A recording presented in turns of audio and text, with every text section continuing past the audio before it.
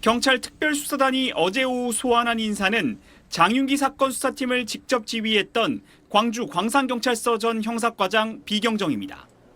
당시 수사팀 지휘라인에 대한 소환 조사는 특별수사단 출범 이후 처음입니다. 경찰은 비경정을 상대로 사건 발생 직후 광산서장이 주재한 대책회의에서 어떤 논의가 이뤄졌는지, 장윤기에게 강간살인 혐의 대신 상대적으로 형량이 가벼운 살인 혐의가 적용된 이유를 캐물은 걸로 알려졌습니다. 또 비경정을 포함한 이른바 윗선이 현직 경찰 간부인 장윤기 부친의 증거인멸에 개입했는지도 확인하고 있습니다.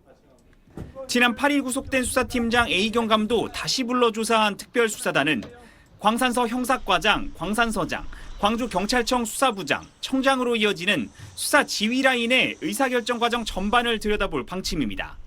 그제 광주경찰청 청장실 등에 대한 압수수색을 통해 확보한 각종 회의 자료와 업무 수첩, 광산서장 등 당시 수뇌부의 휴대전화 분석도 이어가고 있습니다. 이런 가운데 장윤기 사건의 1심 두 번째 공판이 오늘 오전 열립니다.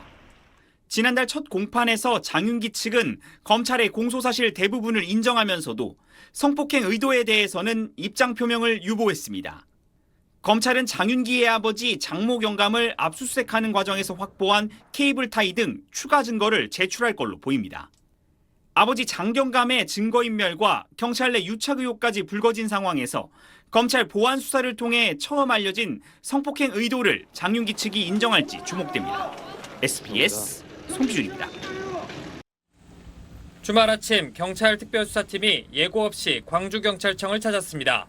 김영근 광주경찰청장을 비롯해 장윤기의 여고생 살해 수사를 담당했던 전현직 지휘부 사무실 7곳을 압수수색한 겁니다.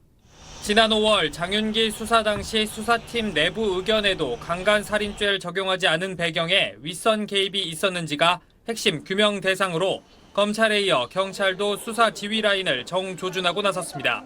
광주경찰 지휘부가 어디까지 알고 있었다고 보세요? 앞서 검찰은 어제 광주 광산서 전 서장인 김모 경무관과 형사과장을 공무상 비밀 누설, 증거인멸 방조 등 혐의로 입건하고 강제 수사에 돌입했습니다.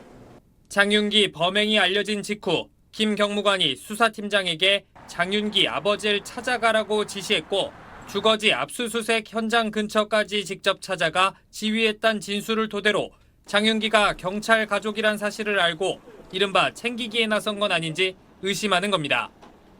김 경무관은 최근 구속된 수사팀장과 마찬가지로 의혹을 부인하는 걸로 알려졌는데 경찰은 김 경무관과 광주경찰청 수뇌부 휴대전화를 압수하고 업무 수첩, 회의 자료 등을 확보해 분석에 착수했습니다. 봐주기 수사 의혹을 받는 수사팀장과 수사팀 수사관을 어제 잇따라 조사한 경찰은 장윤기 아버지 장모 경감 추가 소환도 검토 중입니다. 어제 2차 경찰 조사에 자진 출두한 장 경감은 증거인멸 의혹에 대해 장기간 수감이 불가피해 보여 아들 물건을 정리했을 뿐이라며 사실상 부인한 걸로 파악됐습니다. 기존 수사팀을 특별수사단으로 확대 편성했다고 밝힌 경찰은 한 점 의혹 없이 철저히 수사하겠다고 거듭 강조했습니다. SBS 안시입니다.